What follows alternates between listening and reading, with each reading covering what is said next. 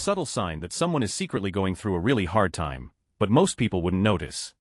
Story 1: Forgetfulness. People who are depressed or stressed often have memory issues. Either they were checked out not listening or they're so consumed with other thoughts they can't concentrate. Story 2: Robin Williams said it best. People don't fake depression, they fake happiness. It's hard to say exactly, but it's obvious when you see it. Grins instead of smiles, smiles instead of laughter, isolationism. There are more. Story 3: The most telling sign is when they stop caring about things they used to be passionate about. Their plants dying, letting their appearance go, or abandoning hobbies they once loved. It's like they're quietly triaging their energy for just surviving, and everything non-essential gets dropped first. Story 4: They start saying "I'm just tired" a lot, cancel plans more often, or seem overly positive to avoid deeper conversations. Sometimes, it's as simple as delayed responses to messages, a change in their usual habits, or laughing at things that aren't really funny. Story 5: Tired all the time, low energy, falling behind on basic household tasks, struggling to get out of bed, not as interested in socializing going out, more sensitive emotionalsnappy, or getting upset over things they don't usually get upset over. Story 6: In my personal opinion, the last 15 months have been brutal to my mental health. I lost a tremendous amount of weight. My lowest was 119 2 weeks ago. I am the first everyone calls to depend on. Work, personal life. I overschedule myself. I make it work, all plans and schedules for those around me. I am always smiling and happy and apologizing for anywhere I feel I wasn't adequately enough. I will check in on everyone else. Buddy check texts are sent frequently, but not once will anyone notice how depressed I am. If it weren't for the weight loss, no one would notice. And the weight loss, others ask why I have been doing and compliment me however I look awful. If you have a gut feeling, ask. It doesn't hurt to show you care.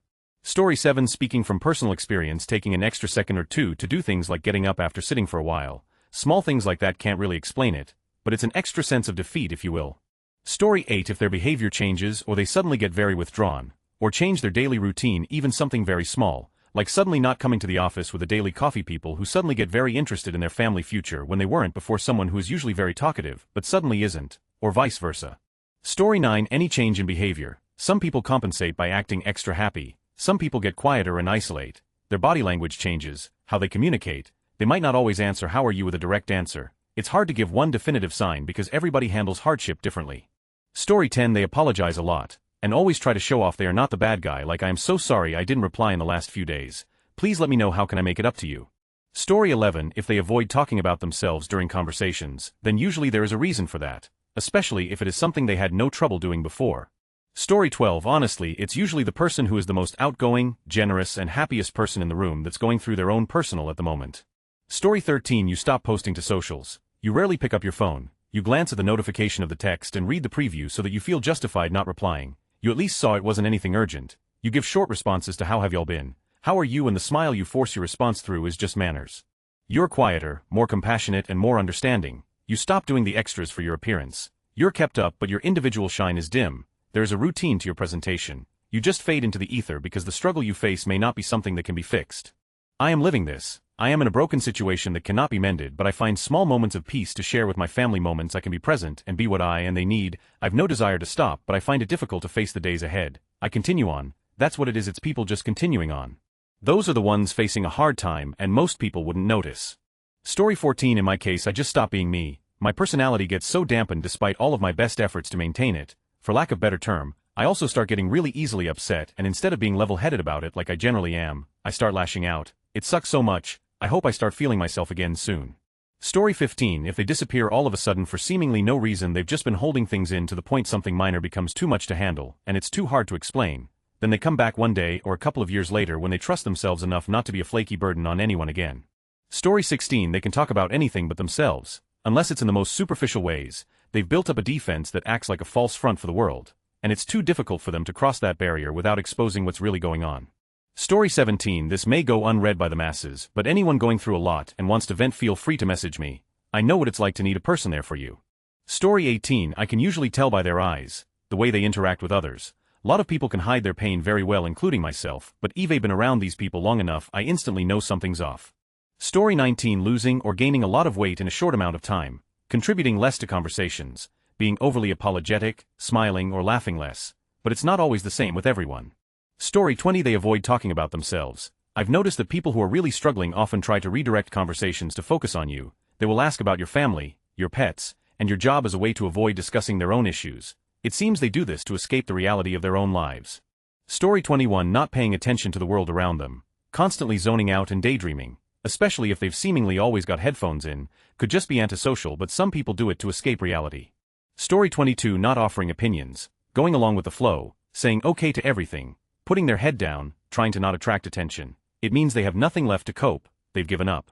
Story 23. When someone gets very overwhelmed by a small problem or inconvenience, I always assume it's the straw breaking the camel's back. It's not that the situation is too big to cope with, but their capacity to cope is maxed out. When my emotional health was at a low, I would cry all the time at the slightest inconvenience, much to my embarrassment.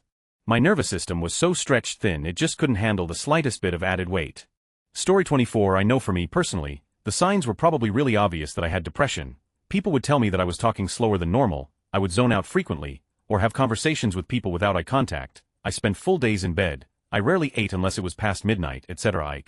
Story 25. I've isolated myself completely because I can't hide it like I used to. Tears are too close to the surface. I know people think I don't care, and that makes me feel so ashamed.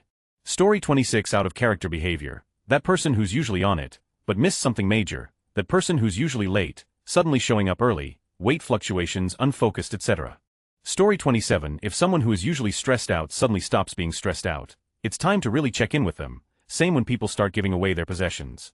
Story 28. Had a friend who started to listen to music a lot. Took the next year off college due to mental health. Any change in behavior indicates you should check an IMO. Story 29. Personality shift. All of a sudden, quiet, or loud, melancholy, or overtly chipper. The best and funniest convo I had with my best friend was 2 days before her side. She seemed so happy and silly, and she was usually very quiet and serene. Story 30. I have clinical depression, and one of the major ways I identify if I'm feeling depressed is not being able to enjoy things that normally bring me joy, like playing certain games or hanging out with certain people that would typically give me effectively endless joy. But when I'm depressed, it just doesn't come. Because of that, I refuse to meet up or do anything, because I know it won't change anything about how I feel. If someone asks what I've been up to and I answer nothing much, that's a subtle sign I haven't been able to bring myself to do anything because the motivation just isn't there. Something that most people don't realize about depression is most of the time it's not feeling bad or feeling upset, it's feeling nothing, total numbness. A lot of the time I'd rather feel negative emotions and rage or cry than that void of depression. Story 31. I'm the friend that holds the group together. I have the get-together parties at my house. Make hey let's go to dinner arrangements. I'm severely depressed ATM. Don't even leave my bed. Haven't talked to anyone for 6 months.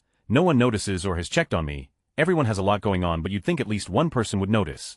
Story 32. A lot of my worst mental health days before neurodivergence diagnosis. I just looked either really scatterbrained or lazy. If I look and maybe smelled like I just rolled out of bed before I came to work in the morning, that's probably because making it to work was the most I could do that day.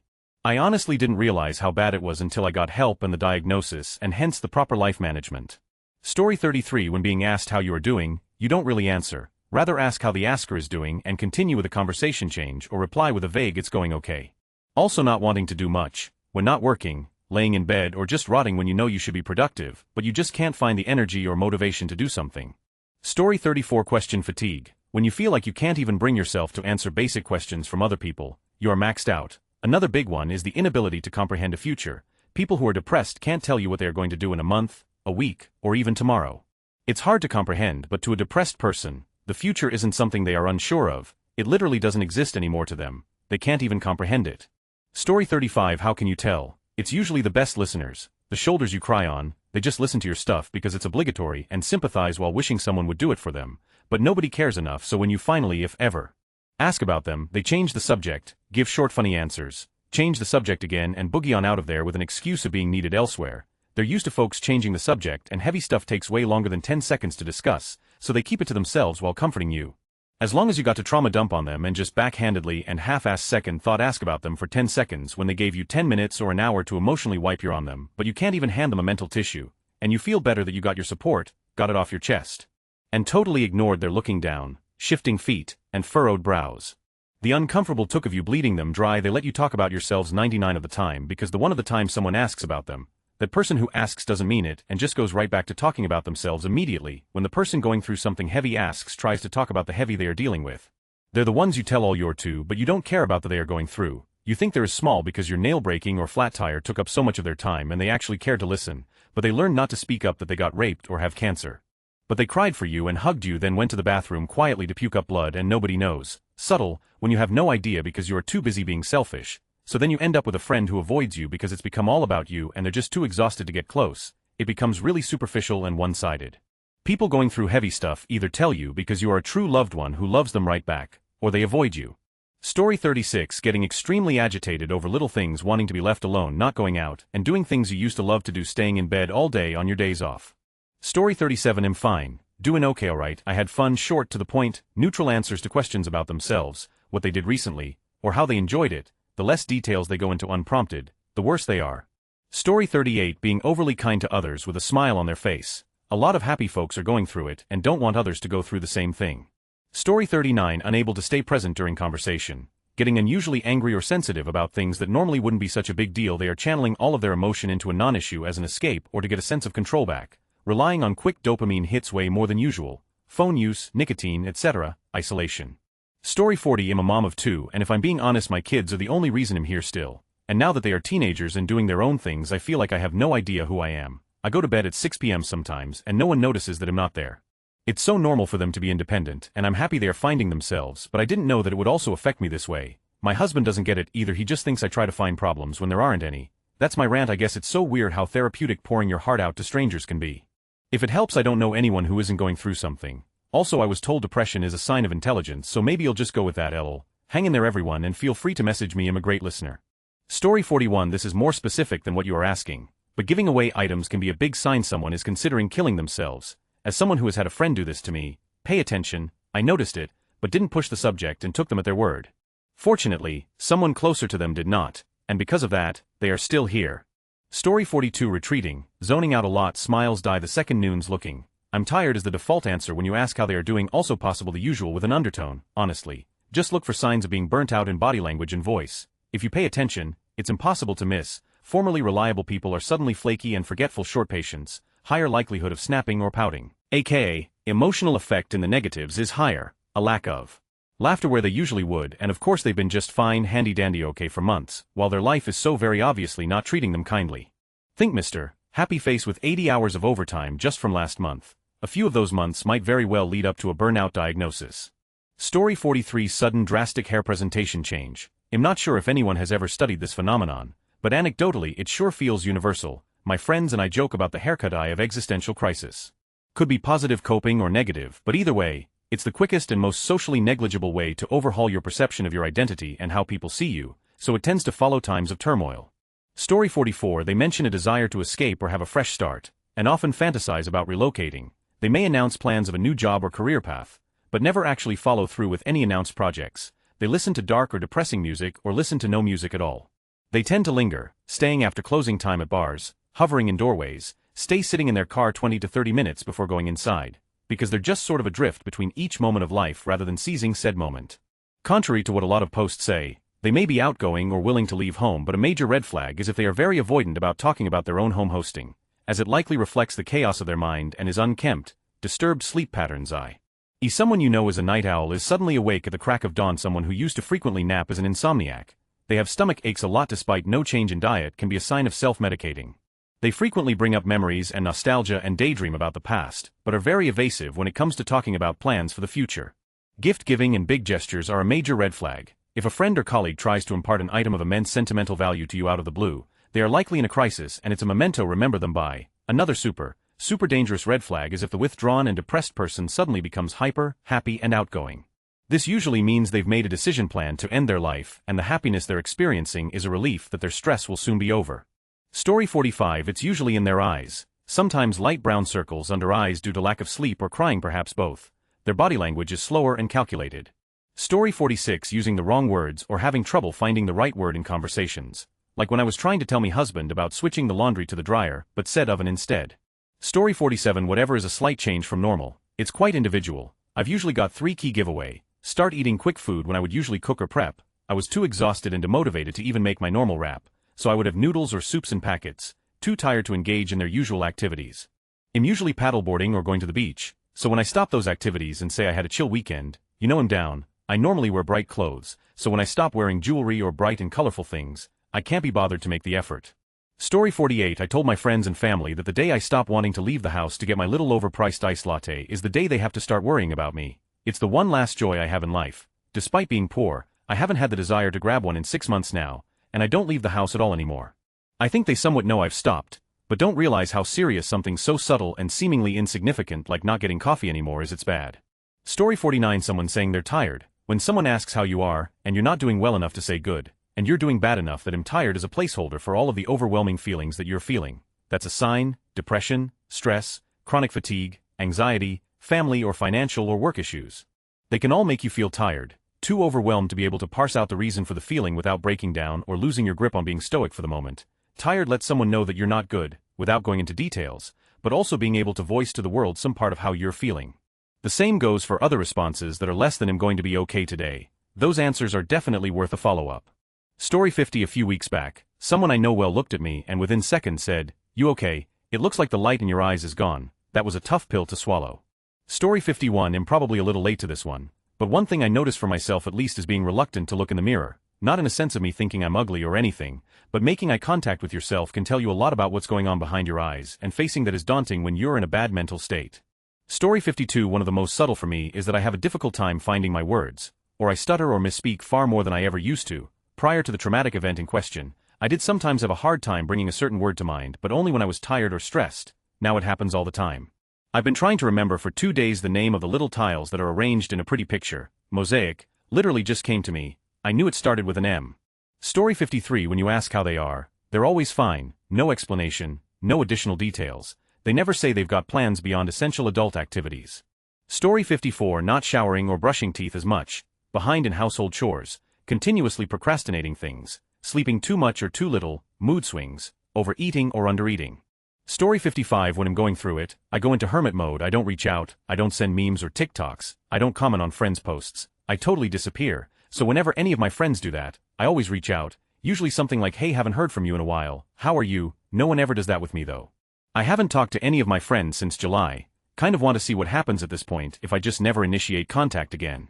Story 56. Poor hygiene, a messy home, weight gain or weight loss, lack of self-care, failure to maintain communication with people. Unfortunately, a lot of people will just chalk it up to the individual being lazy, weak, or just not trying hard enough.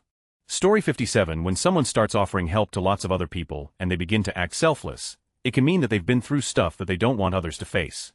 Story 58. If a woman, they haven't colored their hair. I saw my mother-in-law the night before she killed herself, and I noticed that's the first time I've ever seen her roots grown out like that. Story 59. They're checking in on you more often. They frame it like you were just on their mind for no reason. They miss you and hope you're doing well, and they do, but they're also desperate for your support and don't know how to ask for it. If they can't receive support, then giving support and connecting feels nice at least. It's me and they. Check in on your designated therapist friend. Story 60. My Heath teacher once said that any major sudden change can be a sign of concern. I've struggled with depression most of my life, and when I'm really deep in it, I put so much effort into my makeup and clothing and appearance. Story 61. They get skinnier. When I was struggling with depression, I lost a lot of weight. People would always compliment me for losing weight this fast. I was sick and struggling and never told them that I wasn't intentional. Story 62. To add to everyone else's input, when people ask me how I'm doing in the greeting way Americans do it, not a serious question, they'll say, "Oh, surviving," instead of "good," the expected answer. I find that nobody follows up with any questions. They either brush it off as a joke or don't inquire why I wouldn't stick with a formula. I think the latter group really doesn't want to hear about it.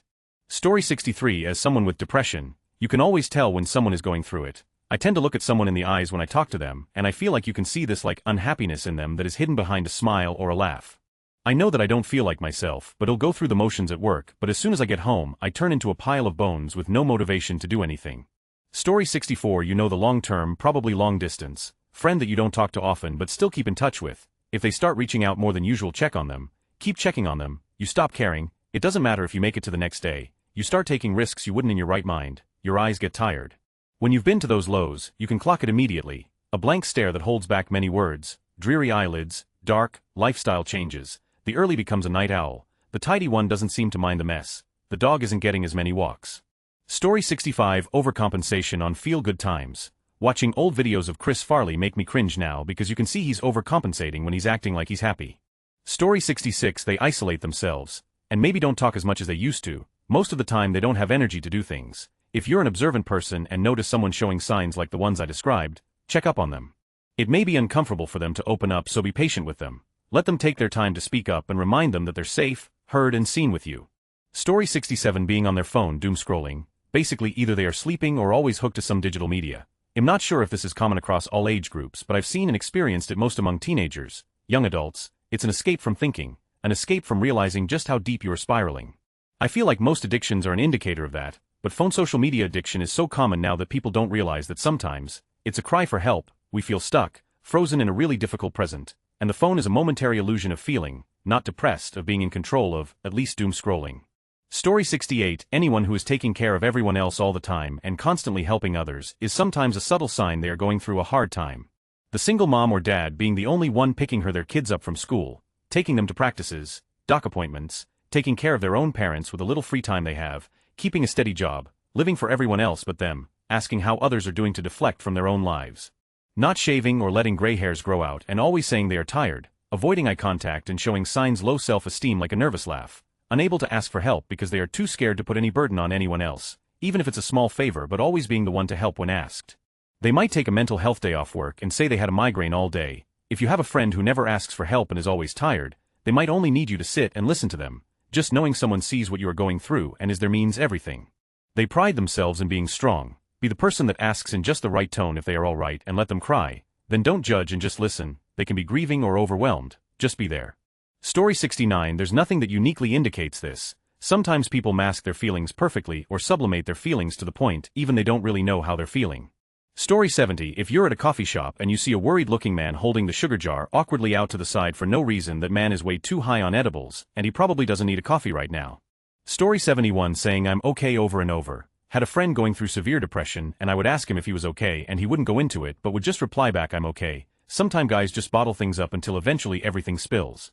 Story 72, I'm going through something very difficult right now and no one would know. Denial is my survival mode. I get really bad migraines with nausea and vomiting from the anxiety, stress and depression, to the point my coworkers notice because I turn pale but they just think it's a migraine flare-up. Story 73, for me it's been forgetfulness. Starting a project or task and getting mentally lost doing it and having to remind myself what I'm doing and why. Also doing things the easy way because it makes life and day-to-day more bearable. Getting so caught up in thought my words get jumbled and I can't throw the words out there. Long pauses mid-sentence to just figure out what I'm trying to say. Story 74, when they really don't want people to come into their homeroom space. Depression can make even the neatest people be unable to clean pick up, so the living space can quickly look like a hoarder space.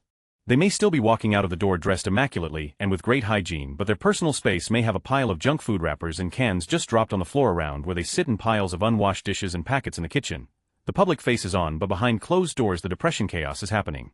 The fear is that they'll get called disgusting or a slob and have to cope with the judgment of loved ones when they are fighting depression paralysis. And when they are at rock bottom and trying to claw back out of the pit, finally seeing the mess can push them back down. It is a huge achievement to finally begin to clean and order their space. If you know someone who is generally acceptably tidy and you have often been in their home who begins to avoid having people come inside, then it might be a sign. Please be kind and supportive and try not to make any comments which might tip them back down. Story 75, not caring about appearance. My husband's lifelong best friend stopped getting his hair cut and slowly started flaking on plans over the course of a few months. My husband would bust his chops about his hair and he was half-heartedly laugh it off. We didn't realize he was sliding into a deep depression until he stopped billing his customers. He owned his own business and let his business close. This happened 15 years ago and he's all but disappeared from our lives. It's a sad story. Story 76, I want to provide an ADHD perspective. 1. Feeling like I can't communicate my needs, not getting respect. 2. Feeling too exhausted to do anything, including my interests, probably more, but these are my overarching ones.